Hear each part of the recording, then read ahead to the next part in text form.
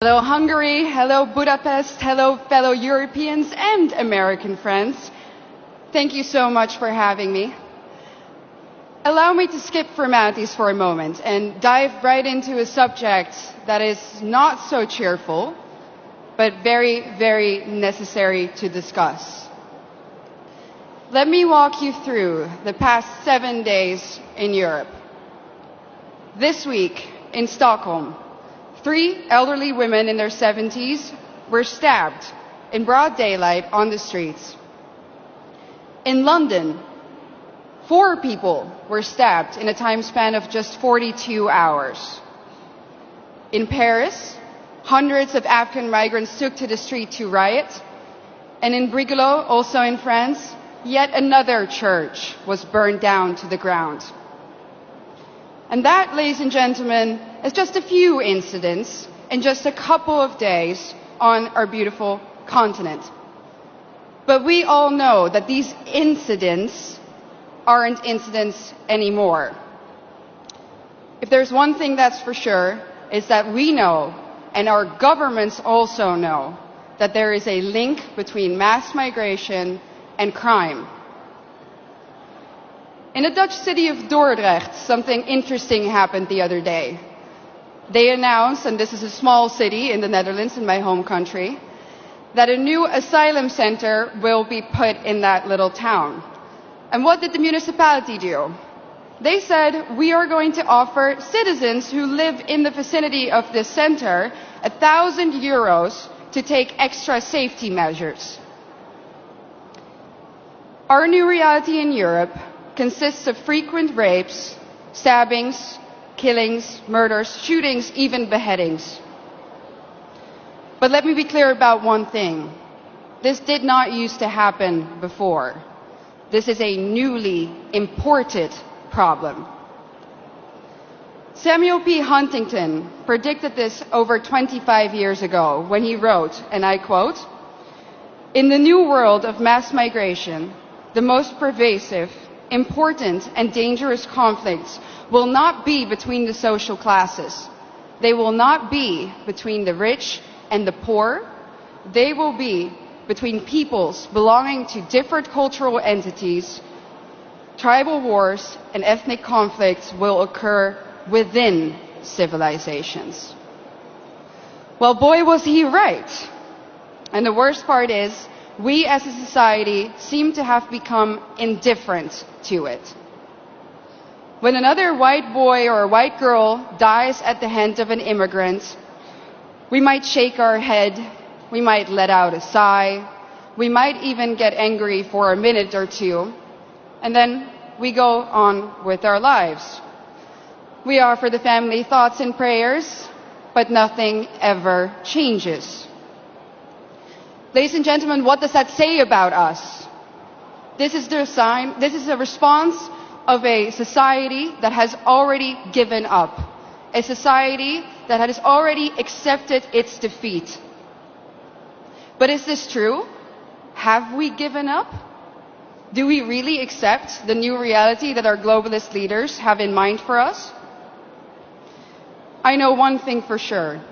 And that is that if nothing changes, if we don't start to seriously fight for our continent, for our religion, for our people, our countries, then this time that we live in will go down in history as the time in which Western nations no longer had to get invaded by hostile armies in order to be conquered. This time will then go down in history as the period in which the invader was actively invited in by a corrupt elite.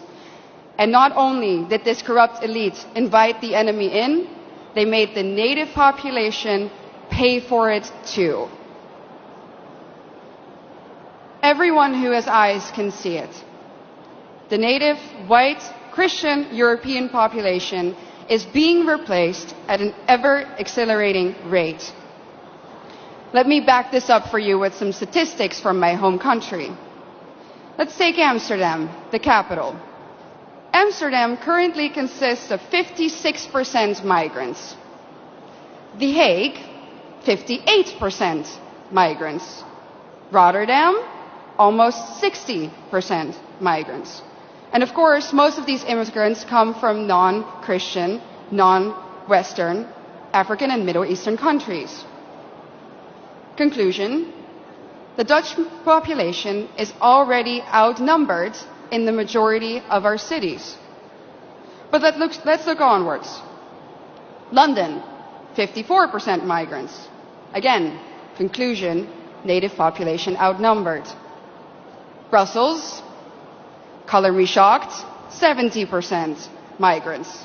Conclusion: native population majorly outnumbered. And other Europeans will of course follow suit soon if they haven't already. So I'm going to draw the forbidden conclusion here. The Great Replacement theory is no longer a theory. It's reality. And what's interesting about replacement is that the establishment will either deny its existence, or when they admit to it, they say that it's a good thing that the native European population is soon no longer a majority on its own continent. Dutch national disgrace and dubbed climate pope Frans Timmermans already stated in 2015 that diversity is humanity's destiny and that Europe will be diverse. And of course, by now, I think we all know what they mean with the word diversity. It means less white people, less of you. Imagine this in an Asian or an African country. Imagine their leaders rejoicing in the fact that their people will soon no longer be a majority in their own country. Absolutely unthinkable, unimaginable. So what in the world is wrong with our leaders? The underlying sentiment of what they say is always the same. Our establishment claims that white people are evil and that our history is somehow fundamentally different from that of others. Consciously or unconsciously, they have sucked up the lies and the anti-white dogmas of the neo-Marxist critical race theory. That's why the totalitarians in Brussels are trying to force you, the Hungarian people, a sovereign nation, to accept immigrants despite the fact that the population has said no, and so has the government. But make no mistake, the majority of the Dutch people haven't asked for this either. Just like Brussels is forcing Hungary to accept these hordes of immigrants, they are doing the same now, even in the smallest of towns in the Netherlands. No part may remain Dutch in the traditional sense of the word. No part of Europe may remain European. And it's not difficult to understand why.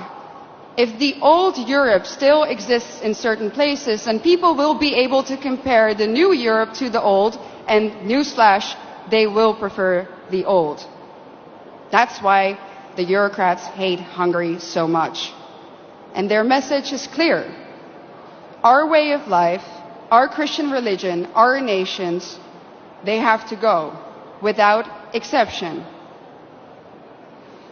Their vision of the future is the neoliberal, unrecognizable Europe, where every city becomes kind of like Brussels.